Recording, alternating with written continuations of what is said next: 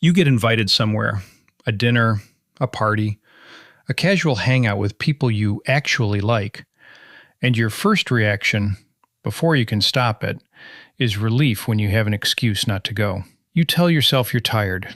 You say, maybe next time. You cancel at the last minute and then sink into your couch and feel fine. Actually, more than fine. You feel like you just escaped something. But here's what's strange. You weren't in danger. These were your friends, people who care about you. And yet, some part of your brain responded to that invitation like it was a threat. Why does that happen? And more importantly, does choosing the couch over the crowd mean something is wrong with you? By the end of this, you'll understand exactly what's going on inside your mind, and the answer might surprise you. Think about how your week usually goes. You give energy at work. You make small talk. You manage other people's moods. You answer questions you didn't feel like answering. You smile when you didn't feel like smiling. And by the time evening comes, there's this quiet exhaustion that lives somewhere behind your eyes. Home becomes the only place where nobody needs anything from you. Psychologists sometimes call this social fatigue, but it goes deeper than just being tired. It's a pattern of how your nervous system learned to manage energy and protect itself. Here's the question most people don't ask. When did being alone start feeling safer than being with people? Because for most of us, it didn't start recently.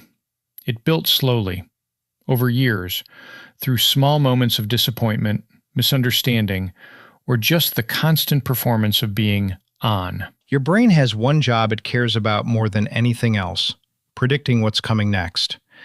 Every social situation, your brain runs a fast background calculation. It's asking, how much energy will this cost? What's the risk of embarrassment? Will I feel seen or will I feel drained? When the answer feels uncertain, your nervous system treats it like a mild threat. Not danger exactly, more like a yellow light.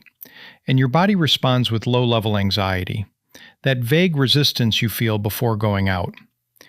Think of it this way. Your brain is like a phone with a battery that doesn't charge as fast as it drains.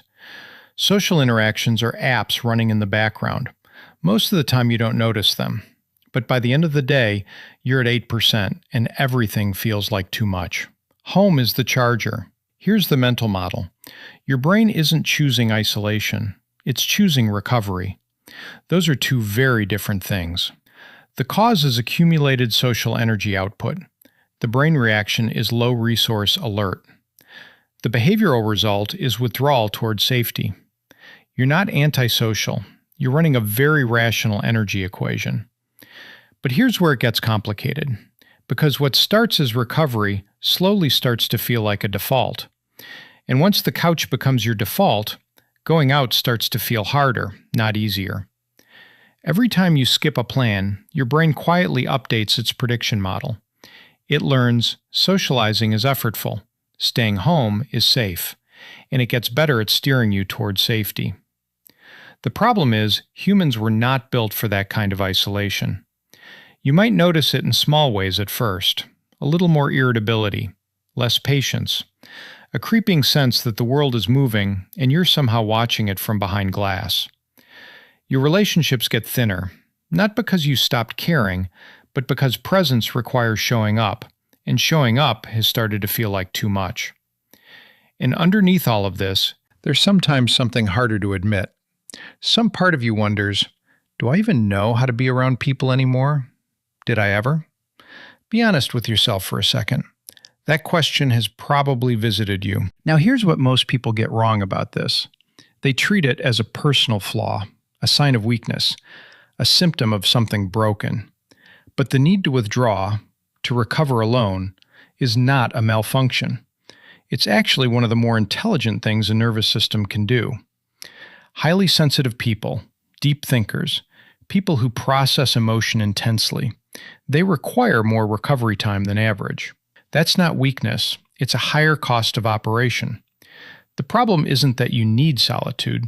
The problem is that most of us were never taught to tell the difference between healthy recovery and slow avoidance. Recovery says, I need to rest so I can return.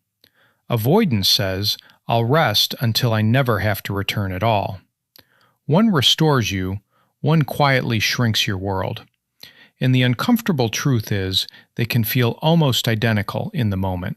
So let's bring it all together. You have a nervous system that values predictability and energy conservation. Social situations cost energy. Some of them cost more than they give back. So your brain, being the efficient system it is, started routing you away from them. That's not personality, that's conditioning. And conditioning can shift, not through forcing yourself to be social, not through pushing past every instinct, but by very slowly teaching your nervous system that certain connections are actually worth the cost, that some people recharge you instead of drain you, that not all social experiences feel like performance. Remember that moment at the beginning, the relief you felt when you had an excuse not to go? That relief is real. Honor it. But ask yourself, was it the people I was avoiding? Or was it the energy of being on that I needed a break from? Because those are two very different problems with two very different answers. The first one is about belonging. The second one is about recovery.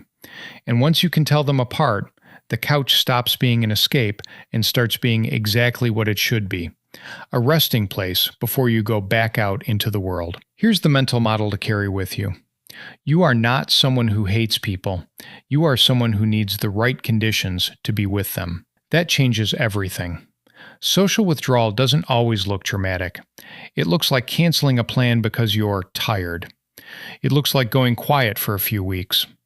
It looks like scrolling alone at 11 p.m. and feeling okay about it until suddenly you don't. Your brain isn't broken. It learned to protect you. And for a long time, that protection probably served you well. But there's a version of you that doesn't just survive in quiet. There's a version that actually misses connection, that knows the right conversation, the right laugh, the right evening with the right people can feel like breathing again. You don't have to force yourself back into the world all at once. But maybe ask yourself tonight, when did I last feel genuinely restored by someone else's presence? If you can't remember, that might be worth paying attention to. If any of this felt familiar, you're not the only one sitting with it.